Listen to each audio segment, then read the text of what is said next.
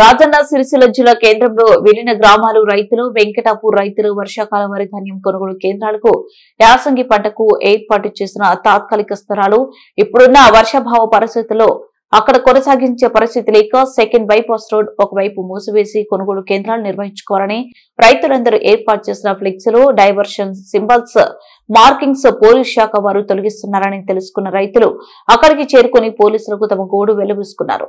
అనుమతి లేకుండా రోడ్డు మూసివేయడం కుదరదు అని పోలీస్ శాఖ వారు చెప్పగా జిల్లా అధికారులు అందరినీ కలిసి విజ్ఞప్తి చేసిన వారు అనుమతి ఇవ్వలేదు. మరి కొనుగోలు కేంద్రాలు ఎక్కడ ఏర్పాటు చేయాలని వచ్చి పరిశీలించిన అధికారి లేడు.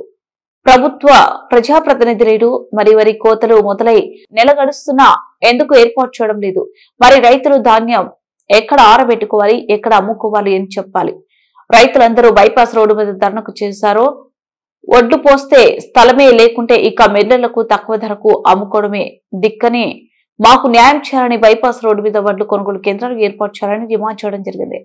పంట కంటే ముందు 4-5 సంవత్సరాల నుంచి ప్రతి సంవత్సరము బైపాస్ రోడ్ మీద వడ్లు ఆరబోయడం జరిగింది. అక్కడనే పర్చేజ్ సెంటర్లు కూడా నిర్వహించడం జరిగింది. మరి పోయిన పంట నుంచి ఇప్పుడు ఈ నిర్వహణ రోడ్ల మీద చేయొద్దని అడ్డుకోవడం జరుగుతుంది. సరే ఇక్కడ కాదు అని అప్పుడు అధికారులకు ఒక స్పృహ ఉండాలి, ప్రభుత్వానికి స్పృహ ఉండాలి. మరి రైలు ఎక్కడ పోయాలి? 15 రోజుల ముందే, నెల రోజుల ముందే అక్కడ ఏర్పాట్లు చేసి పెట్టాలి, అక్కడ పోయమని చెప్పాలి. ఎక్కడ జాగలేదు అంటే వీళ్ళ ఉద్దేశం ఏంది? రైస్ మిల్లర్లు మళ్ళీ ముందుకు రావాలి, రైతులందరూ ఎక్కడ పోలేక మిల్లకు అమ్ముకోవాలి, రైతు నష్టపోవాలనే ఒక ఉద్దేశంతో ఇటువంటి కార్యక్రమాలు కూడా చేస్తున్నారు. బైపాస్ రోడ్ మీద సైడ్ మేము వాడుకుంటాము, రైతులకు ఆలోచించమని చెప్పి గత వారం 10 రోజులు కలెక్టర్ గారి దగ్గర, ఎస్పీ గారి దగ్గరికి ప్రతి ఒక్క అధికారి దగ్గర పోయినాం. ఎవరు కూడా సహకరించి రైతుల గురించి ఆలోచించే అధికారి గాని ఈ ప్రభుత్వ పెద్దలు గాని ఎవరు కూడా లేరు.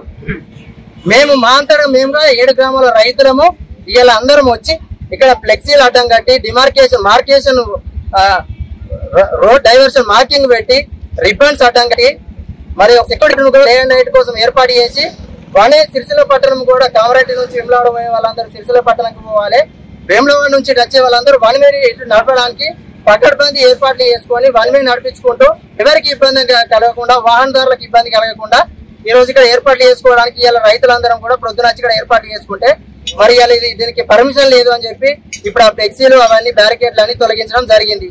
మరి రైతుల కోసం ఏం ఏర్పాట్లు చేస్తారు, ఎక్కడ చేస్తారు? పోయినసారి చేసిన అనఫిషియల్ ప్రైవేట్ ప్లేస్లలో పోసిన వడ్ల ప్లేస్లకు ఈ రోజు ట్రాక్టర్ లోడ్ వడ్లేమో ఒకరికి దిగబడుతున్నాయి ఇప్పుడున్న వర్షాలకి. మరి లారీ ఎట్లా పోతుంది, లోడ్ ఎట్లా అవుతుంది, బయటకు ఎట్లా వస్తుంది?